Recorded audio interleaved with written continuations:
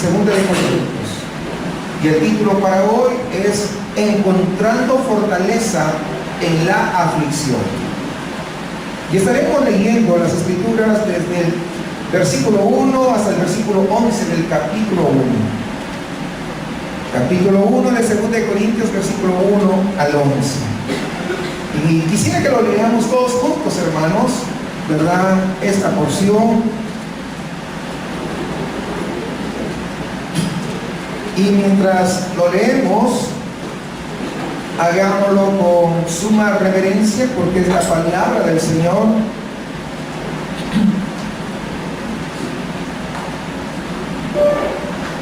Y dice de la siguiente manera: Pablo, apóstol de Jesucristo por la voluntad de Dios, y el hermano Timoteo, a la iglesia de Dios que está en Corinto, con todos los santos que están en toda Acaya.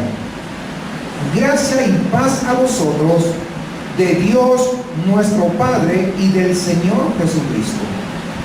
Bendito sea el Dios y Padre de nuestro Señor Jesucristo, Padre de misericordias y Dios de toda consolación, el cual nos consuela en todas nuestras tribulaciones, para que podamos también nosotros consolar a los que están en cualquier tribulación, por medio de la consolación con que nosotros somos consolados por Dios.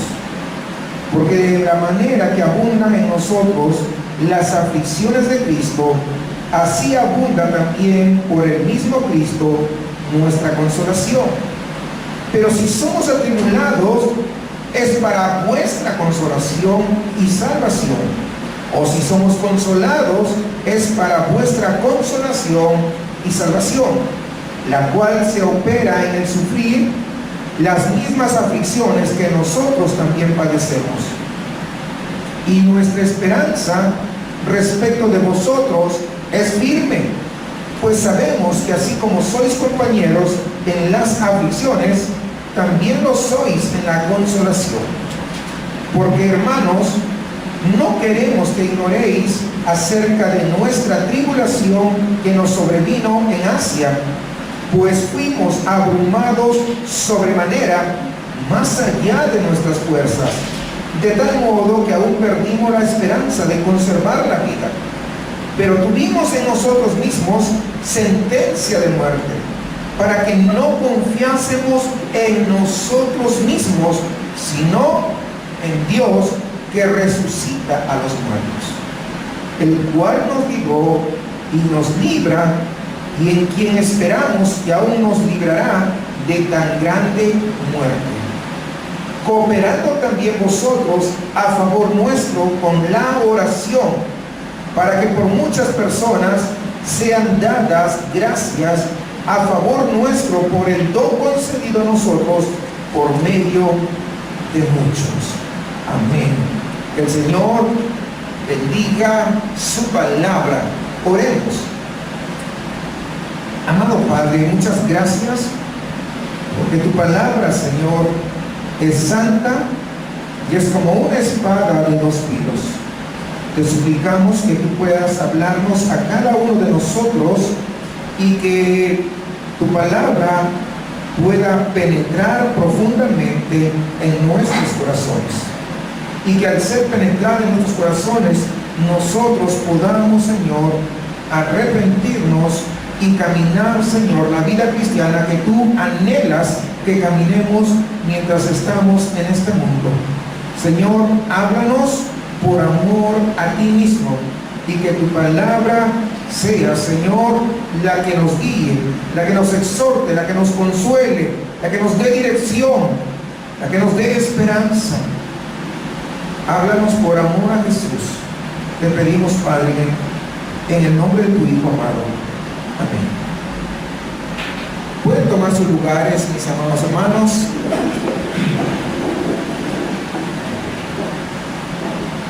Ya les decía que hoy empezamos esta nueva serie con la epístola de 2 de Corintios.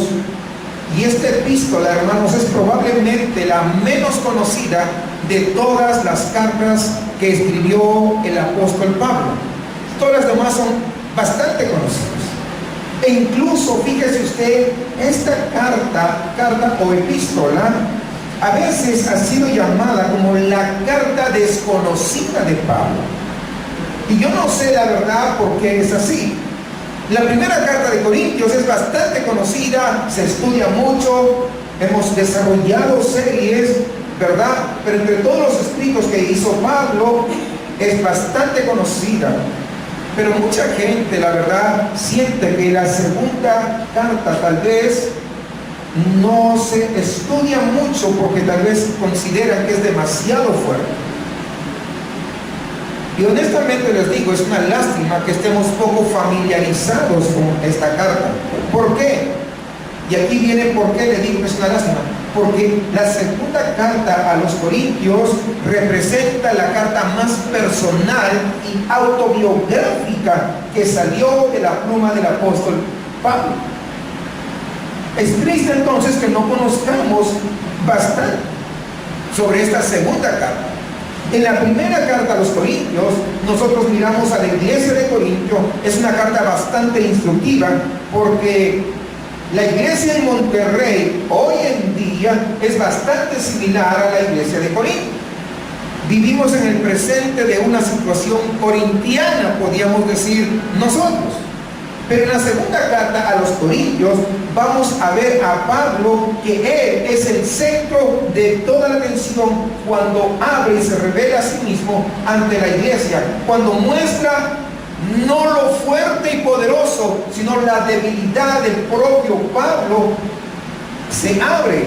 Por lo tanto, quiero que con esto en mente, ¿verdad?, vayamos a avanzar.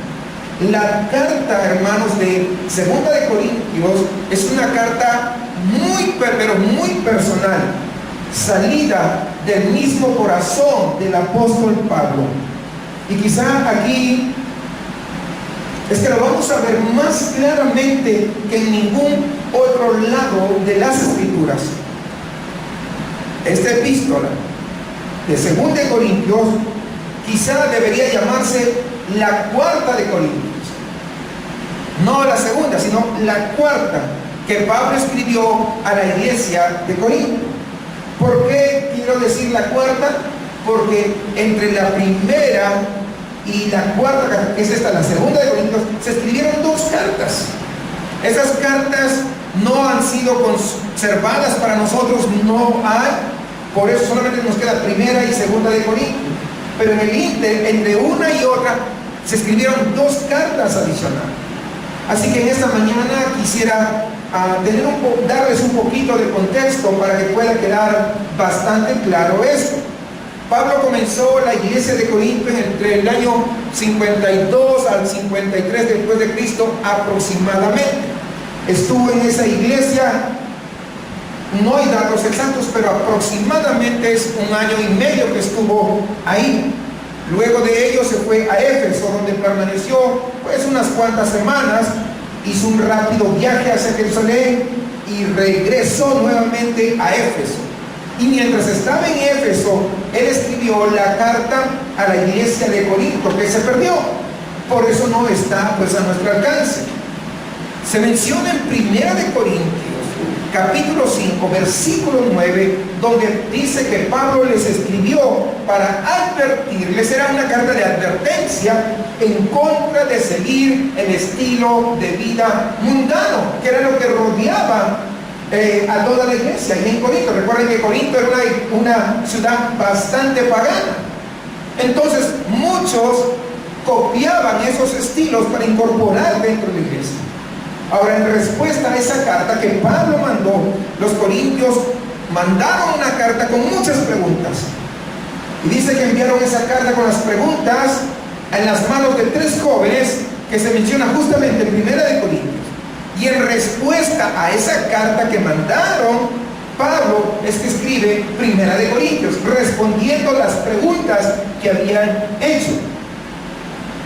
En esa carta de 1 Corintios, Pablo de alguna manera trata de responder a las preguntas. Y nosotros ya hemos estudiado esta serie de 1 Corintios, por lo tanto ya sabemos las respuestas que dio Pablo a la iglesia de Corinto. Cómo poder caminar en poder y en paz. Pero ¿saben una cosa? Evidentemente esta carta no logró el objetivo, no consiguió todo lo que Pablo pretendía, sino que al contrario, cuando Pablo les escribe esta carta de 1 Corintios, los de Corintios se enojaron, porque Pablo les estaba tirando pedradas. El día de hoy no es igual, no, yo sé que acá somos más santos, somos totalmente diferentes. Se enojaron con el apóstol Pablo. Imagínense, desencadenó una reacción. ¿Cómo es posible que tú nos digas eso, no? Y en esta segunda carta nosotros nos enteramos que Pablo hizo un viajecito rápido a Corinto. ¿Cuánto tiempo le llevó ese viajecito rápido a Corinto? No lo sabemos, no se menciona. Pablo le llama a esa visita rápida que hizo a Corinto una visita dolorosa. Y él llegó a ellos con una reprimenda muy severa y muy cortante, porque seguían tratando de mezclar el paganismo y meterlo dentro de la iglesia. Pero aún con esas palabras, hermanos, que Pablo, con esa reprimenda, para entender, que Pablo dijo en contra de la iglesia, no alcanzó su propósito. Y nuevamente se desataron pues reacciones negativas. Así que Pablo retorna a Éfeso y envió una carta breve a Corinto por medio de Tito, para ver si podía de alguna manera ayudarlos. Pasó un buen tiempo y Tito, que había sido el emisario, el mensajero llevando la carta de Pablo, como que no pasaba nada. Recuerden que en ese tiempo los transportes y las comunicaciones eran bastante lentos, ¿no? Hoy día manda un mensajito por WhatsApp y ya está. Incluso algunos escriben demasiado rápido que tienen que borrar lo que escribieron porque se dieron cuenta que se equivocaron. Es que no era para ti, perdón. Y ya se descubrieron. Pero Pablo estaba ahí ansioso. ¿Qué pasa contigo? ¿Por qué no regresas? Y cada vez se estaba inquietando más y más Pablo, esperando recibir en Éfeso noticias de lo que estaba pasando en la iglesia de Corinto.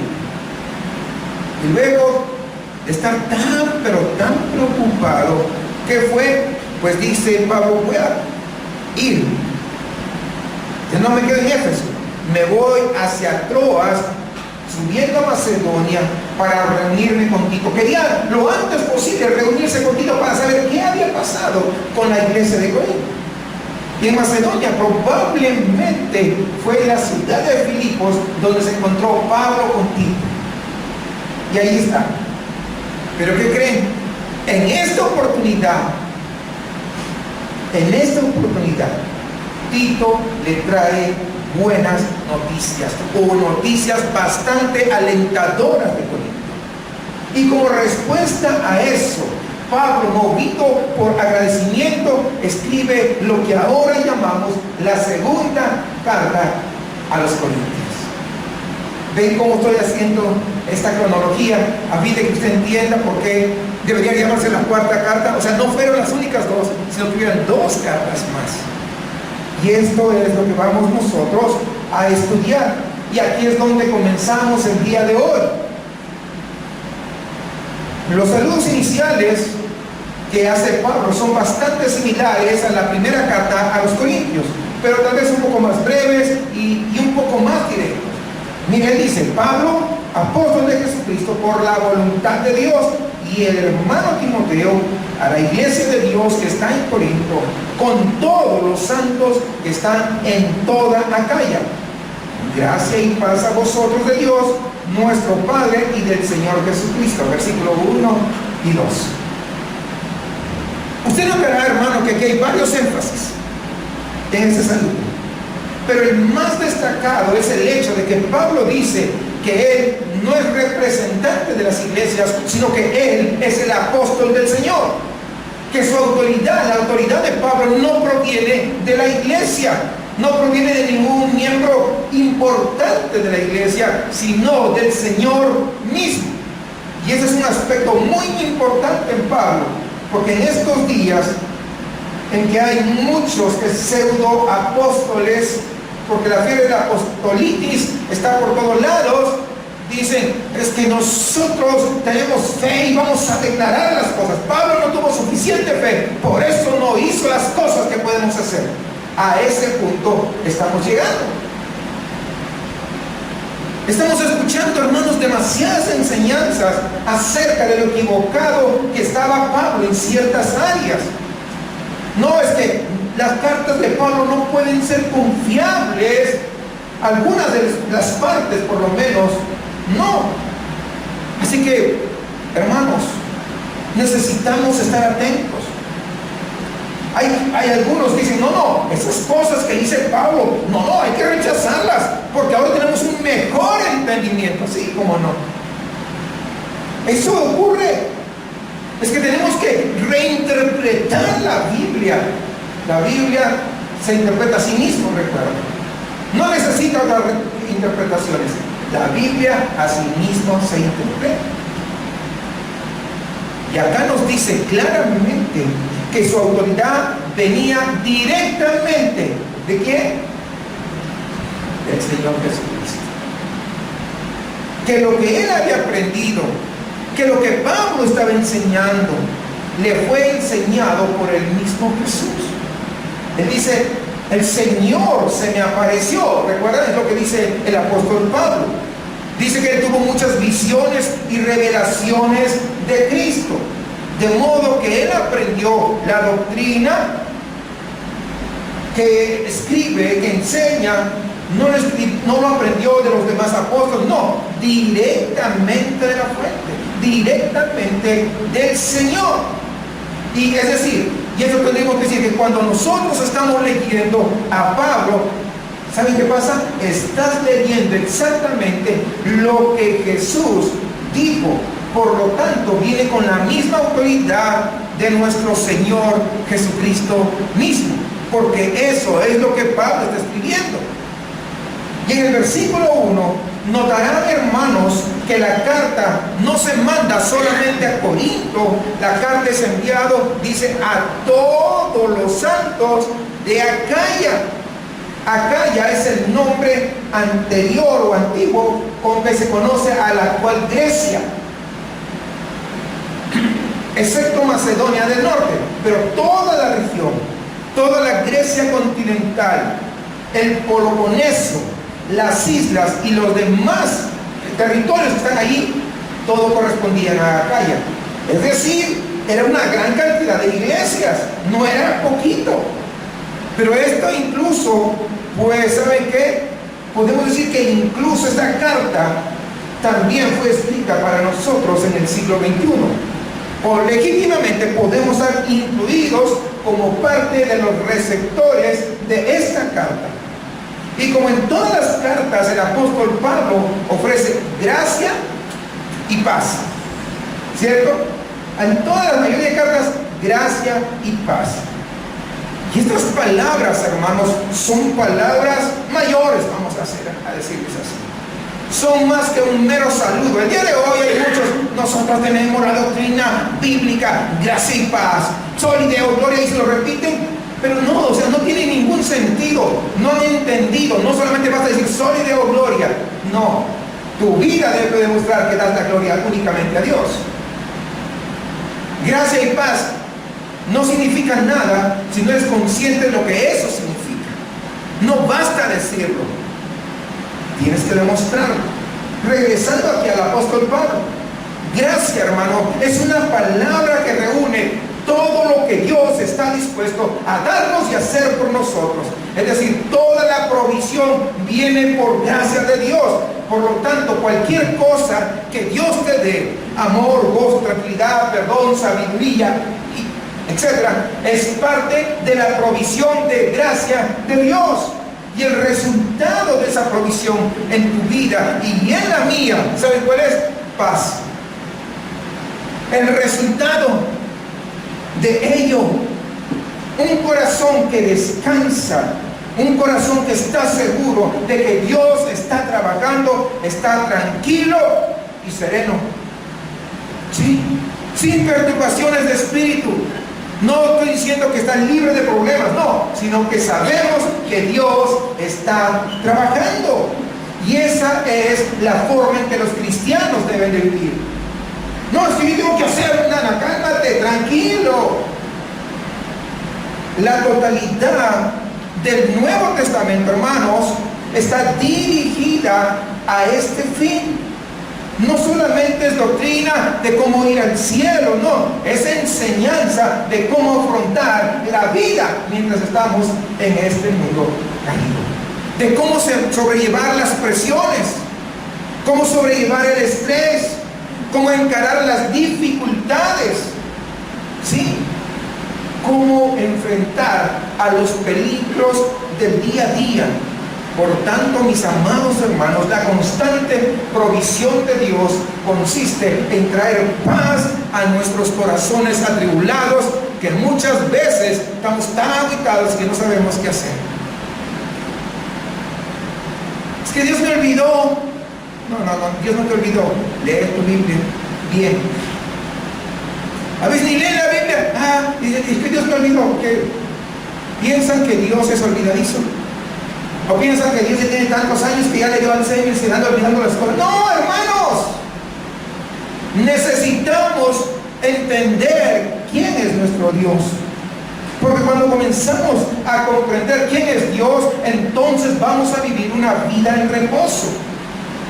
Ahora bien, después de haber dicho eso, el apóstol se sumerge directamente en el primer tema. ¿Cuál es? ¿Por qué los cristianos sufren? ¿Escuchó esto? ¿Por qué los cristianos sufren? Y eso está en el versículo 3 al 7. Vamos a leer.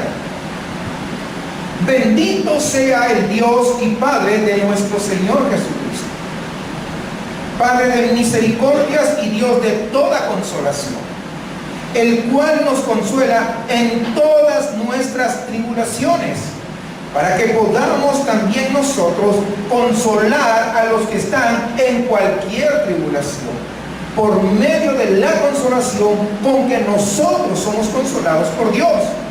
Porque de la manera en que abundan en nosotros las aflicciones de Cristo, así abunda también por el mismo Cristo nuestra consolación. Presta atención a estas palabras, hermanos. Pero si somos atribulados, es para vuestra consolación y salvación. O si somos consolados, es para vuestra consolación y salvación, la cual se opera en el sufrir las mismas aflicciones que nosotros también padecemos. Y nuestra esperanza respecto de vosotros es firme, pues sabemos que así como sois compañeros en las aflicciones, también lo sois en la consolación. No sé si usted se dio cuenta, dos palabras: aflicción y consolación resaltan rápidamente en este pasaje. Aflicción y consolación. No pierda de vista esto. Aflicción, hermanos, es lo que el día de hoy posible llamamos presión o estrés. ¿Sí? Y es lo que muchos de ustedes tal vez ahora mismo están sintiendo. Por situaciones, por circunstancias, o tal vez que están ahora mismo pensando mañana el trabajo, no sé qué va a pasar o qué va a suceder. Lo que sea que haga nudos tu estómago, cualquier situación o circunstancia, ¿verdad? Que te haga de repente sentir ansioso, que te haga sentir preocupado por lo que no sabes qué cosa va a venir. Es aquello también que hace que tus días sean agitados, e incluso muchas veces ni siquiera puedes dormir bien, porque te trae esos pensamientos ahí. Rodea continuamente tu mente y amenaza tu bienestar, te quita toda tranquilidad. se niega a desaparecer y no quiere dejarte en paz. Te atribula, te deprime y tal vez oscurece y ya no pasó nada, pero tú ya estás pensando, es que mañana seguro va a pasar esto, a que tú mismo te estás haciendo tantos pensamientos. Oscurece el futuro, incluso con esos presagios de desastres. No, es que yo sé que vas. Tú no eres adivino ni Dios. ¿Les pasa eso? No les pasa. No, ustedes, yo sé que no. Ustedes están siempre descansando en el Señor. Ustedes están felices de la vida. Tienen una paz inconmensurable. Nadie se compara. Pero yo soy el único desastre que hace esas cosas. Eso es la presión, el estrés. Y saben, todos vivimos sobre ello. Pero algo importante, hermanos, es que aún los cristianos del siglo I no eran diferentes. Ellos también vivían bajo presión, también vivían bajo estrés, como el día de hoy aquí. Y Pablo mismo, escuchen bien, Pablo mismo lo experimentó. Pero junto con esa presión, también sabe que experimentó Pablo. Pablo experimentó el consuelo de Dios. La consolación, hermanos, es mucho más de una palabra amigable o una palabra amable de aliento. No te preocupes, tú échale ganas. No es ese tipo de palabras. Todo saldrá bien. ¿Y cómo sabes? A veces Dios no permite que salgan bien. Al contrario, permite que las cosas empeoren. Pero no es porque Dios te quiere ver ahí, sino para tratar con tu vida o con la mía. No, todo va bien y al día siguiente, ¡plum!, peor las cosas. Pero me dijo que iba a salir bien. No, Dios no te dijo eso. Dios te llama a seguir confiando en Él, aun cuando tú no veas el futuro. Pablo, hermanos, cuando decía consolación, no se está refiriendo a una palabra, no te preocupes, cosas. No. La palabra consolación básicamente significa fortalecer. Es decir, lo que Pablo experimentó fue un fortalecimiento de Dios al darle ese espíritu lleno de paz y de descanso que le permitía enfrentar la presión y el estrés por el cual él estaba pasando en esas circunstancias. Y además de eso es lo que se trata todo el cristianismo. Fortalecer en el griego es una palabra que también se usa para el Espíritu Santo. Frecuentemente, y quiero que preste atención, frecuentemente la Biblia lo traduce al Espíritu Santo como el Consolador, ¿cierto? Pero ¿saben qué? Realmente debería decir el fortalecedor. Más literalmente, el fortalecedor, el que fortalece. Y esta es la provisión de Dios para la aflicción.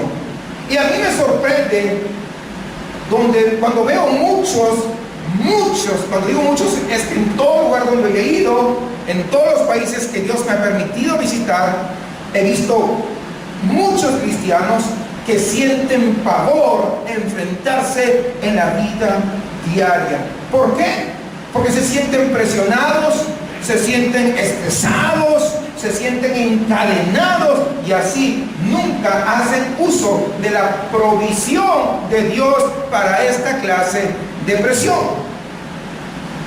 Estas palabras no están dirigidas para nosotros a fin de que se usen únicamente para los problemas en la iglesia o problemas espirituales. No. Incluye eso, pero van más allá. Están destinadas a ser usadas para cualquier tipo de estrés, no importa de dónde venga. Cualquier clase de problema, no importa el tamaño. El consuelo de Dios, el fortalecimiento de Dios, hermanos, está disponible para cualquier cosa que te vaya a estresar. Algunos se estresan con una fiebre, ya me muero, no sé, ya se están despidiendo de todo el mundo. Y se estresan. Otros se estresan. Ay, ¿por qué dejaste la coca y el congelador? Ahora se va a reventar. Y se estresaron. O sea, hablan de cosas tan insignificantes, ya se estresaron, ¿verdad? Otros con otras cosas, cada quien. Hermanos, hay muchos que no hacen uso de la gracia de Dios, de la herramienta que Dios nos ha dado. Digo que hay miles de personas que no hacen uso, hermanos, de esta herramienta que el Señor nos ha dado. Y la razón, fíjense bien, y la razón por la que yo digo esto es porque estas personas a las cuales me refiero dan evidencias de que hacen exactamente lo mismo que cualquier otra persona que no es un cristiano en absoluto. Es decir, se portan igual que los incrédulos. ¿A qué me refiero? Que intentan escapar de las presiones, que intentan correrse de los problemas. Y muchas veces, sí, yo soy cristiano, tengo tantos años. ¿Y saben qué? Señor, yo te pido que tú me ayudes a salir de este problema, que me ayudes. Porque lo que quieren es que los problemas desaparezcan. Están obrando y pensando igual que los mundanos. Y usted dirá, pastor, ¿a poco usted no? Yo también, eventualmente. Me olvido de la provisión de Dios, eventualmente. He aprendido. Pero fíjese, y quiero que esté atento. Y los que se están durmiendo, despiértense por favor para que estén atentos y sepan cómo enfrentar esto. Y los que están ahí como que, ay, esto no es para mí, ¿para qué vine este domingo? Espérense, que ahorita el Señor también tiene provisión para su vida. Miren, siempre se nota o es fácil discernir discernir lo mal instruidos que a veces son los cristianos cuando se escuchan sus oraciones. Señor, estoy pasando este problema, quítalo por favor, quítalo. Protégeme que no quiero que lleguen problemas, Señor, protégeme que no me... Más o menos por ahí van las oraciones. ¿Por qué? Porque todas sus esperanzas lo están poniendo en Dios para escapar de alguna manera de la circunstancia. Y todas sus reacciones, todas sus preocupaciones y todas sus murmuraciones, todo ese espíritu de queja, esa ira, ese miedo. ¿Saben qué? Les digo una cosa, eso no es cristianismo en acción. De ninguna manera. Escuchen lo que dice Pablo, versículo 3. No se pierda esto. Mire, bendito sea el Dios y Padre de nuestro Señor Jesucristo. ¿Qué está pasando aquí, hermanito? Pablo está alabando a Dios. Sí, ¿por qué está alabando a Dios? Por las circunstancias de su vida, que no eran nada fáciles. Alaba a Dios. Y tal vez muchas veces eso nos debe estar faltando. Incluso aunque haya aflicciones, Él llama a Dios el Padre de misericordias y Dios de toda consolación. No sé si esto le ayuda a entender. ¿Saben qué, hermanos? Escúchenme con atención. Pablo ve la mano de Dios enviando esas aflicciones, enviando esas cosas a su vida. Por lo tanto, ¿saben qué? Él nunca ora para que sean quitadas, porque él entiende que Dios las envió y que él no ora para escapar. No, él las ve como oportunidades para que la fortaleza de Dios lo libere en medio de ello. Y eso nos da a nosotros una idea de la razón por la que los cristianos pasamos sufrimientos. Ay, Señor, haz el problema. No, hermanos. Dios quiere que tú atravieses eso. Dios quiere que tú pases eso. Y ahora te voy a explicar un poquito más. Tú dices, ay, pastor, ¿será cierto? Ahora vas a ver. Yo no voy a decir, tú vas a ver lo que dice. Una señora en una oportunidad dijo, yo sé que se supone que nosotros como cristianos debemos de sufrir, pero ¿por qué duele tanto, Señor? Se ha hecho esa pregunta tal vez, ¿no? ¿Por qué tanto dolor? Ya esta situación como que ya me está rebasando. ¿Se ha hecho esa pregunta? Bueno, yo quiero responder a esa pregunta. ¿Por qué duele tanto? Y le voy a dar 4 razones. 4 razones. Y qué bien que están tomando nota, hermanos, porque esto les va a ayudar. Qué bien que usted no se hace el que sabe todo. No, qué bueno, lo estoy viendo y me da muchísimo gusto que están tomando nota. Número 1, o primera razón, le dije que les voy a dar 4. Duele, porque esa, hermanos, es la manera en que usted descubre lo que Dios puede hacer en su vida. Porque imagínese usted, ¿cómo puede descubrir usted el consuelo de Dios si usted nunca pasa una tribulación? Si toda la vida sea un color de rosa, ¿cómo descubre el consuelo de Dios? ¿Cómo descubre la fortaleza de Dios? ¿Cómo descubres tú ese fortalecimiento si tú no estás bajo presión o no estás bajo estrés? Y eso es lo que hace falta para descubrir lo que Dios puede hacer a tu favor y a mi favor. Y Dios seguirá mandándolo hasta que usted empiece a entenderlo y empiece a confiar y contar con Él. Mientras usted no aprenda la lección, va a seguir. Va a seguir.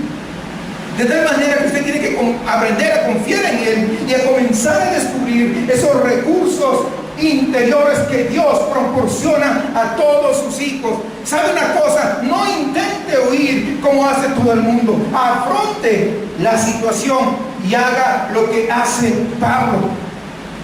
¿Qué hace Pablo? Pablo ve los problemas como oportunidades de entender y experimentar de nuevo el fortalecimiento de Dios. No se pierda esa oportunidad. ¿Sí entiende eso? Fíjese en cómo describe Pablo. Aquí en el versículo dice, versículo 5, perdón.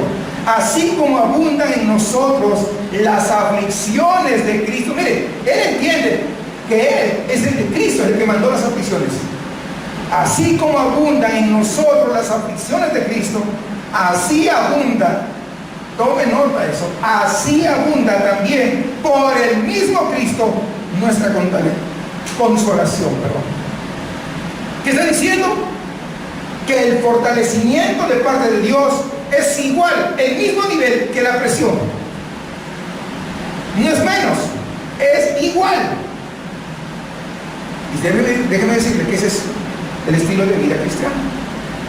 Eso es lo que todo cristiano debería ser capaz de experimentar.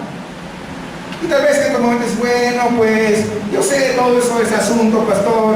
Es más, ¿sabe qué? Yo lo he intentado, yo tengo 20 años en la iglesia, yo he intentado todas esas cosas, pero conmigo no funciona. Eso funciona para todos, pero para mí no.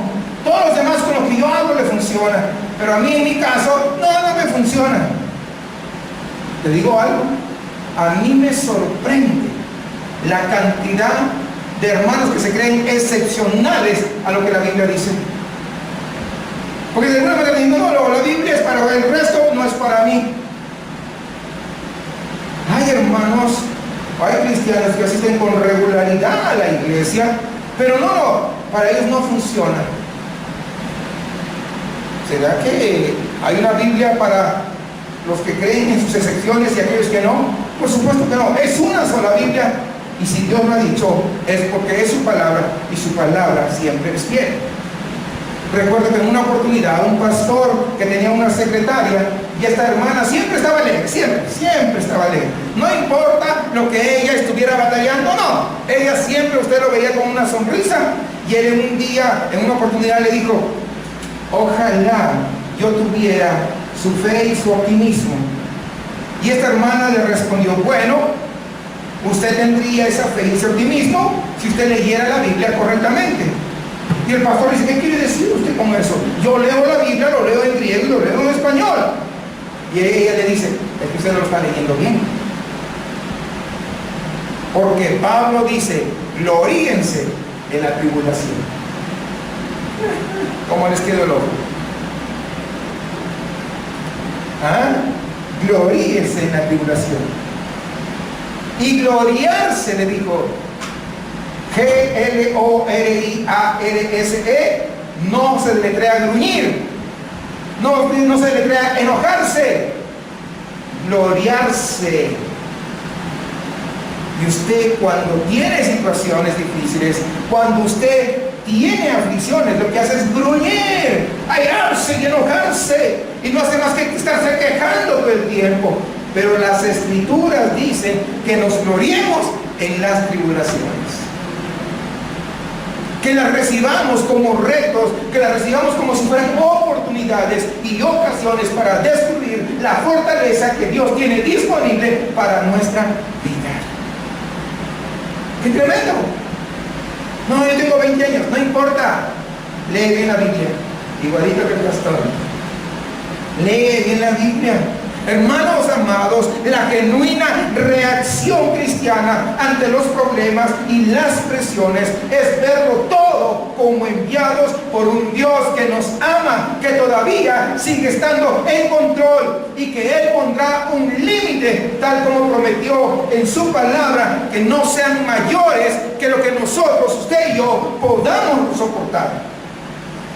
Por lo tanto, de aquí en adelante no le esté echando la culpa al diablo. No, Dios tiene el control de las cosas. Y si algo le pasa, Dios lo envió.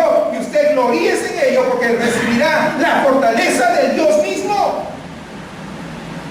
Dios los ha enviado deliberadamente. ¿Para qué? Para que descubras ese fortalecimiento interno que Dios quiere depositar en tu vida. Para que pueda mantenerse tu corazón en paz en medio de la situación, sin importar cuál sea la presión.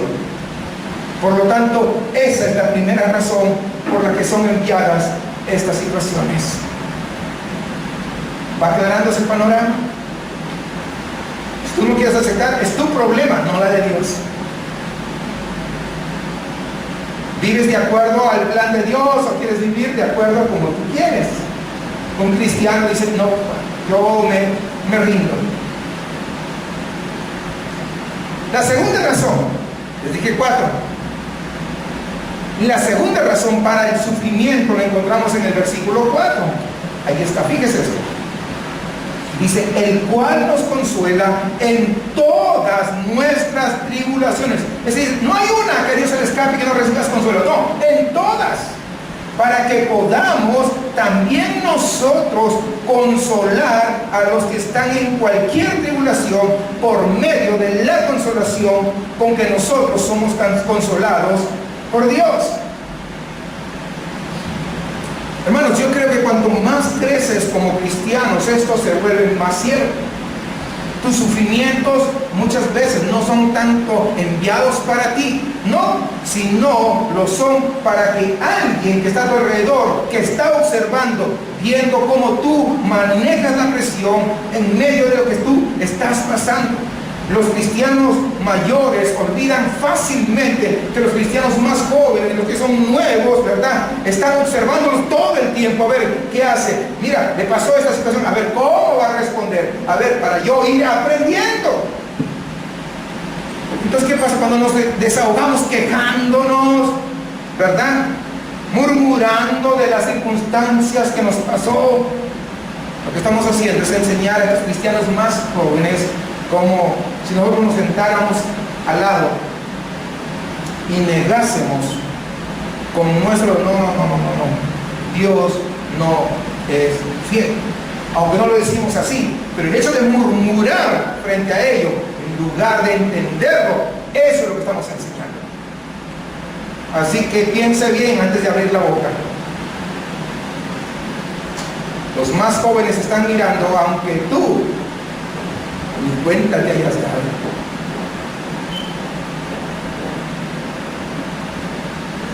Cuando murmuramos, estamos diciendo que las escrituras no son verdaderas, que no recibimos el apoyo adecuado de Dios para la situación por la que estamos atravesando. Hermanos, cuando nosotros tenemos sufrimientos enviados a nosotros, a menudo son enviados para que otros observen y puedan ser sostenidos, porque a estos cristianos jóvenes un día les llegará a pasar una situación difícil, y al ver a un cristiano maduro sabrá cómo debe de enfrentar esa circunstancia. Entonces se da cuenta que Dios es sabio y envía las situaciones porque es lo que Dios quiere, y es lo que Pablo dice a esta iglesia: cuando yo sufro es para tu consolación, porque tú me estás mirando, me estás viendo cómo yo puedo atravesar ese mar de lágrimas sin derrumbarme, sino mirando en el autor y consumador de la fe. Mi mirada está puesta ahí.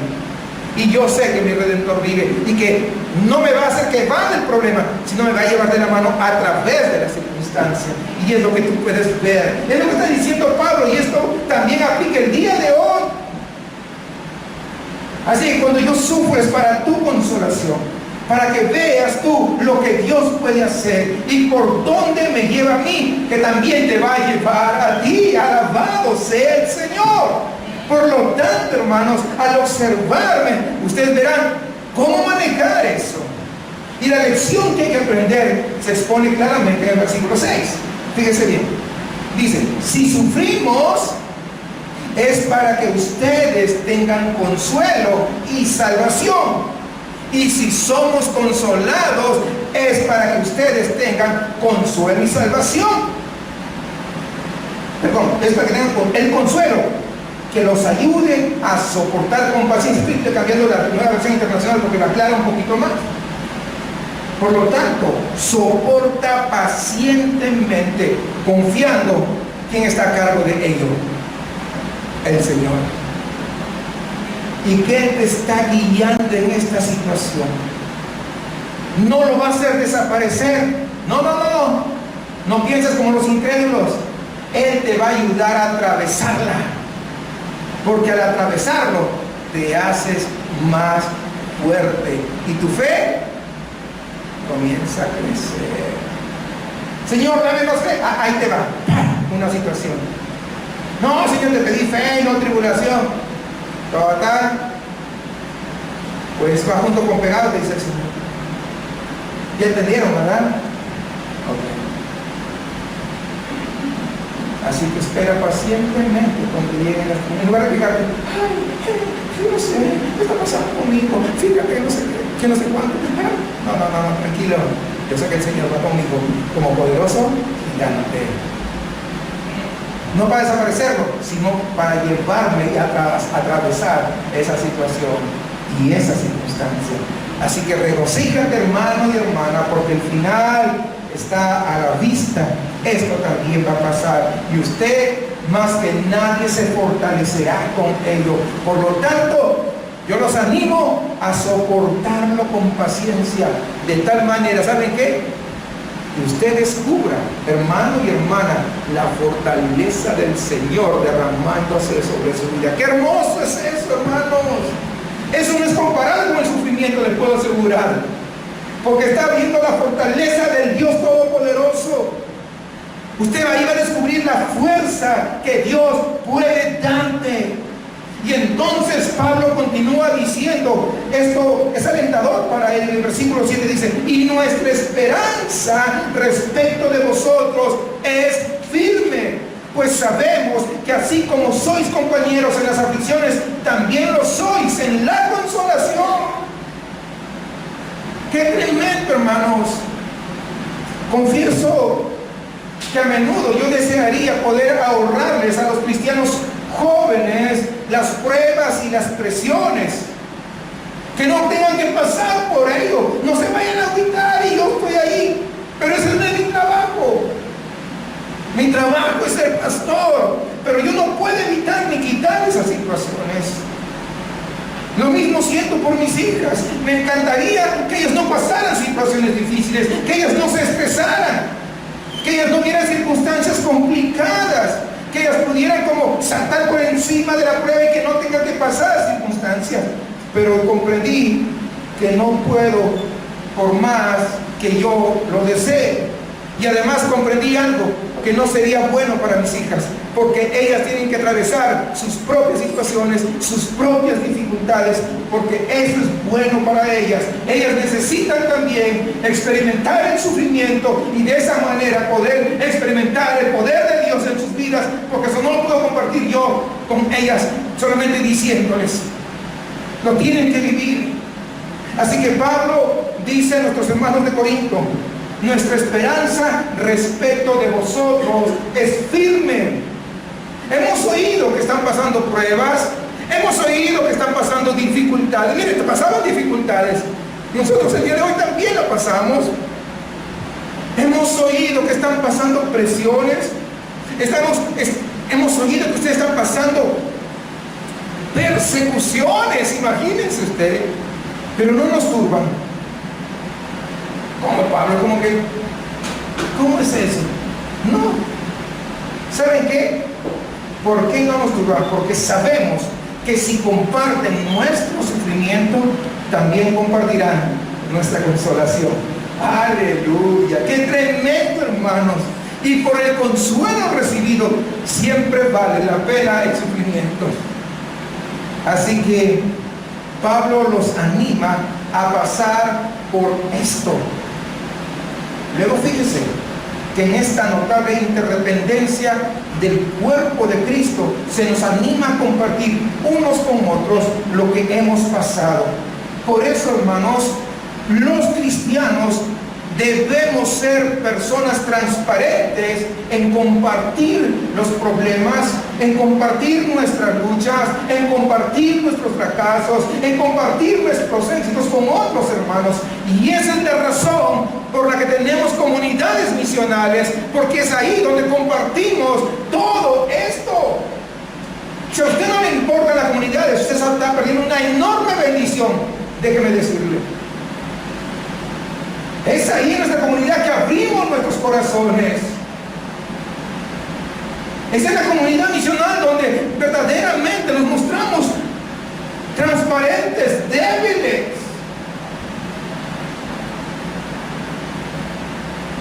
Es donde nos mostramos libres y abiertos. Y es así que podemos animarnos unos a otros. Chuck Colson fue un personaje muy importante en los Estados Unidos. Él llegó a ser el consejero político del expresidente de los Estados Unidos, Richard Nixon. Y de alguna manera él se vio involucrado en el escándalo de Watergate en el año 1970, que fue la situación que hizo que el presidente Nixon, renunciara a la presidencia. Y como consecuencia de esto, ¿verdad? Chuck Colson, a menudo él preguntaba por qué yo tuve que ir a la prisión como resultado de Watergate. Él dijo, legalmente no había ninguna razón por la que yo debería estar preso, pero ahí ahí terminé, y estuvo ahí por mucho tiempo. Y él en su interior debatía, ¿por qué me tuvieron que meter preso? Y yo era consejero presidencial, pero yo no hice lo que están diciendo. No tuve la culpa. Y entonces su pregunta era, ¿por qué tuvo que sufrir humillación? ¿Por qué tuve que sufrir vergüenza?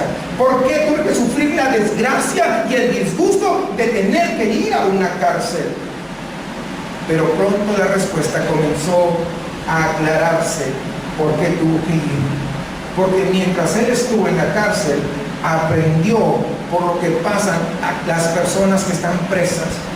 Vio cómo los hombres y mujeres olvidados por la sociedad americana, pues en los Estados Unidos, esas horribles injusticias que a menudo tenían que encarar porque a veces no tenían dinero suficiente para un buen abogado. Muchos de ellos estaban injustamente prisioneros y no había cuándo llegue el juicio. Es ahí, en medio de esas circunstancias, que nace ese gran sentimiento y compasión de ayudarlos.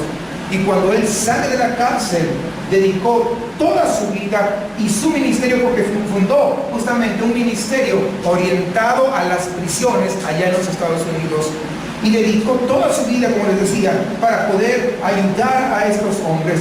Y desde que este ministerio comenzó a trabajar en las cárceles, pues han empezado a salir de esas cárceles de los Estados Unidos maravillosas historias sobre cambios extraordinarios que Dios ha hecho en medio de esas vidas humanas, porque Chuck Colson fue a prisión.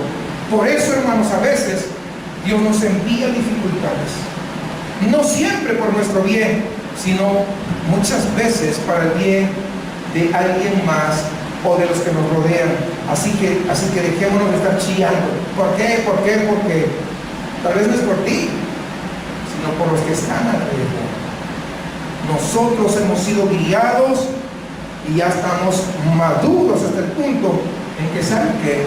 podemos nosotros tomar las dificultades y regocijarnos con ellas y manejarlas correctamente.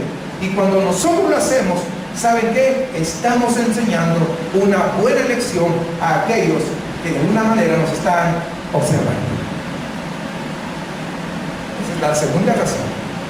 Y ahora pasemos a la tercera razón por la que vienen las situaciones a nuestra vida. La tercera razón, hermanos, para la aflicción cristiana se ve en el versículo 8 al 10. Fíjense esto. Hermanos, no queremos que ignoréis acerca de la tribulación que nos sobrevino en Asia, pues fuimos abrumados en gran manera más allá de nuestras fuerzas, de tal modo que aún perdimos la esperanza de conservar la vida. Pero tuvimos en nosotros mismos sentencia de muerte, para que no confiáramos en nosotros mismos, sino en Dios que resucita a los muertos. Él nos libró y nos libra, y esperamos que aún nos librará de tan grave peligro de muerte. No sabemos a ciencia cierta qué estaba pasando en la vida del apóstol Pablo. Algunos piensan que era una enfermedad grave, y quizá lo era. Otros, entre ellos yo, ¿verdad?, relacionamos esto con lo que se narra en el libro de los Hechos, en el capítulo 19, sobre esa gran revuelta que se levantó allá en Éfeso y que amenazó la vida de todos los cristianos de la ciudad. Este fue un momento, hermanos, en el que parecía que toda causa cristiana había colapsado ahí en Éfeso. Es decir, todo lo que Pablo había trabajado durante años estaba a punto de desmoronarse, de hacerse leña. ¿Sí?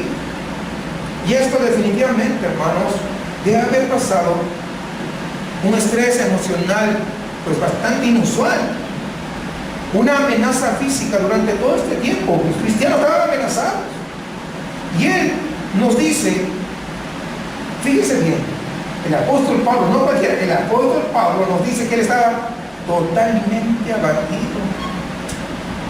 Y eso nos habla, hermanos, de que había llegado al máximo decaimiento al que puede llegar el espíritu humano.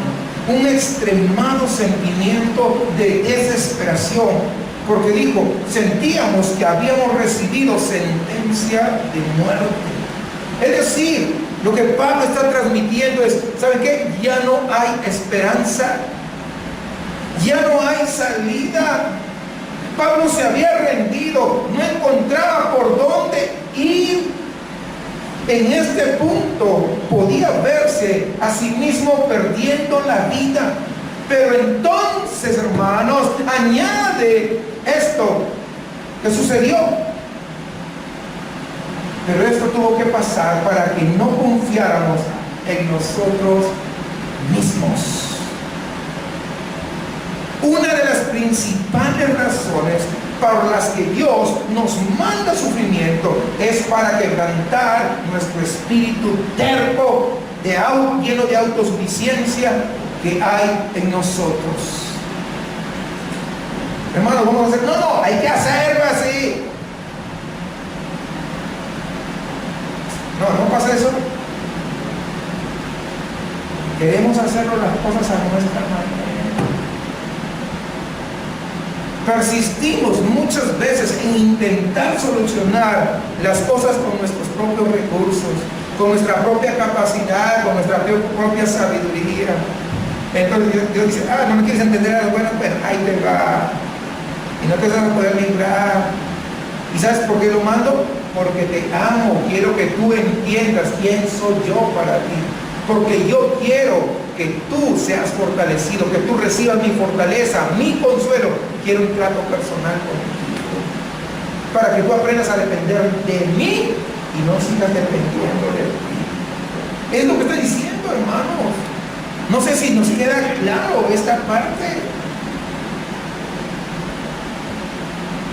No hay, porque nosotros somos así, no hay un lugar a donde ir. Somos obstinados.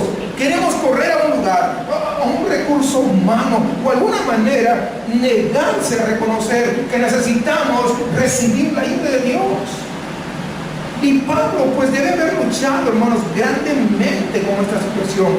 Y aquí tenemos el poderoso apóstol que comprendía claramente los principios de cómo Dios obra, y aún así tuvo que pasar por un tiempo de prueba como este.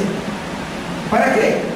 Para nuevamente aprender a no confiar en sí mismo.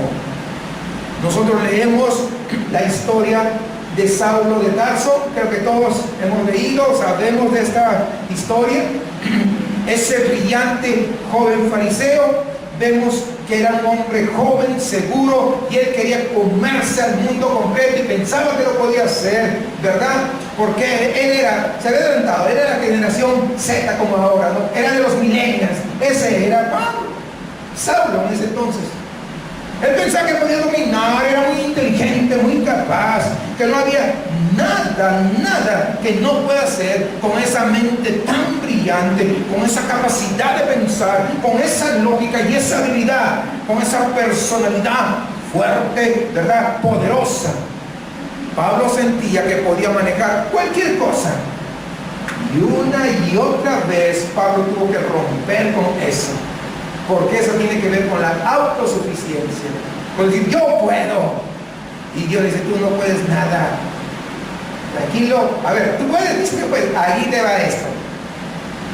Y Dios tuvo que ponerlo en circunstancias que Pablo no podía manejar. ¿Para qué? Para que aprendiera a no confiar en sí mismo, sino en Dios que resucita a los muertos. Acabamos de leerlo.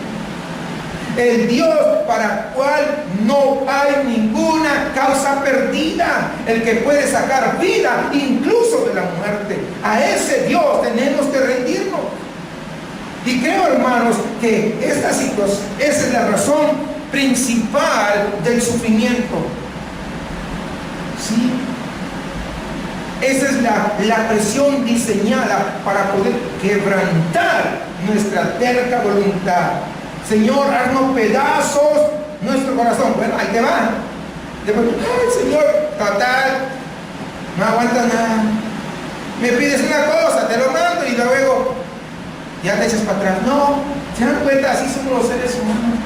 Pero Pablo lo está desarrollando la idea muy claramente. Dios diseña esas situaciones para quebrantar nuestro terco corazón. Dicho de otra manera, Dios quiere librarnos de nosotros mismos. No hay ningún amén durante todo. ¿No se dan cuenta?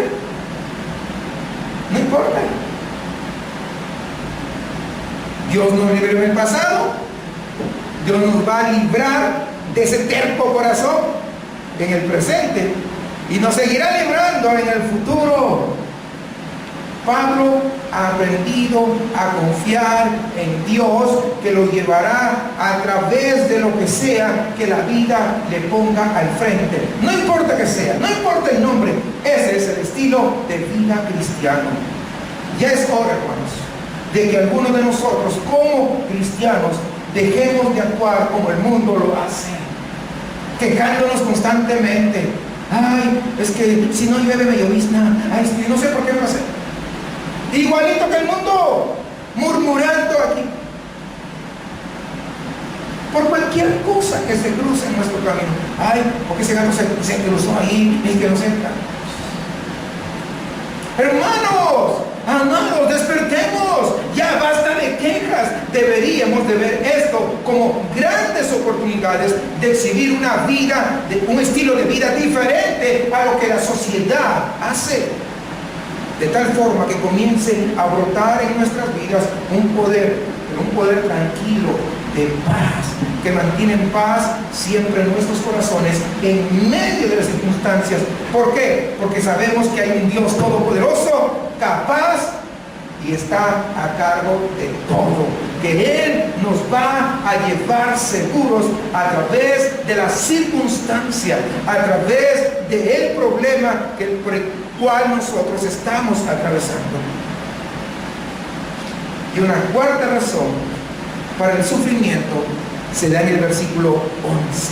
Acompáñenme, miren esto. Para ello contamos con vuestras oraciones a nuestro favor. Y así, siendo muchos los que interceden por nosotros, también serán muchos los que darán gracias por el don concedido a nosotros. Fíjense bien esto. Una vez más, el sufrimiento, hermanos, nos es enviado para mostrarnos que no somos individuos viviendo completamente solos en un desierto. ¡No! Somos miembros de una familia, miembros del cuerpo de Cristo, y que nos necesitamos unos a otros.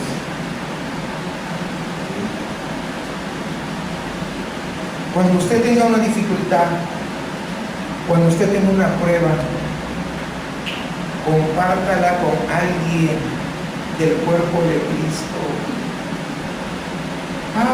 Es que yo no sé, me da pena. Nada, ese es orgullo. Compártalo, porque si usted está recibiendo una prueba, ¿saben qué? Dios quiere que usted la comparta con otro. Mira, estoy pasando esta situación, estoy atravesando esta circunstancia.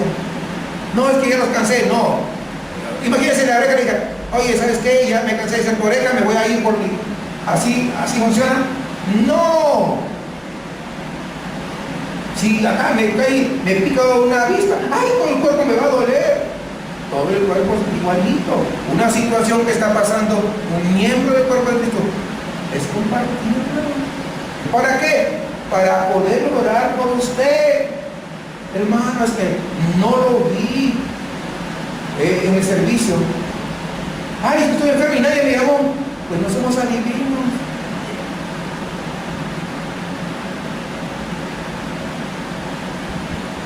Hermano, no lo vimos en el servicio. Sí, no pude ir. Nos vemos el próximo domingo. Wow, digo, creo que el Espíritu Santo necesita orar más todavía. Y le podría seguir la lista, no sé, no crea, y no estoy inventando, yo sé de lo que estoy hablando. Hermanos, fíjese esto. Aquí habla que cuando Pablo tuvo una dificultad, compartió para que oren por él. Cuando usted pasa una circunstancia, también compartir para orar por usted, pues las muchas oraciones traerán liberación. Es lo que está diciendo este versículo. En respuesta a las muchas oraciones, Dios mandará una bendición que despertará agradecimiento en muchos corazones. Por eso Pablo dice, ayúdenos en la oración para que haya una gran acción de gracias por la gran bendición que viene de muchas oraciones. Ese es el motivo, hermanos, para las peticiones de oración, para poder compartir nuestras necesidades los unos con los otros y de poder solicitar ayuda a otros para orar en esos momentos de presión. Del mismo modo que cada uno de nosotros debería estar dispuesto a responder a aquellos que están pasando una aflicción, una circunstancia. Pues bien, este es el modo en que la iglesia de Cristo, en que la familia de Cristo debería de responder al estrés, a la presión, a las dificultades, a las pruebas y los desastres. Dios los ha enviado. Dios ha permitido que vengan como oportunidades para que puedas aprender de nuevo este extraordinario secreto de esa fuerza interior que Dios te da, de ese consuelo interior, de la paz interior que puede mantener tu corazón tranquilo, aunque estés pasando tiempos difíciles o tiempos turbulentos. Dios sigue teniendo el control. No como un mero eslogan, Dios tiene el control, ¡amén! Y después cuando pasan las situaciones están, ni saben qué hacer. No, Dios tiene el control. Eso no es un eslogan, sino que es una gran verdad que fortalece nuestro espíritu y mantiene en paz nuestro corazón. Que el Señor les bendiga, hermanos. Espero que este mensaje pues los anime y entendamos cómo debemos vivir la vida cristiana.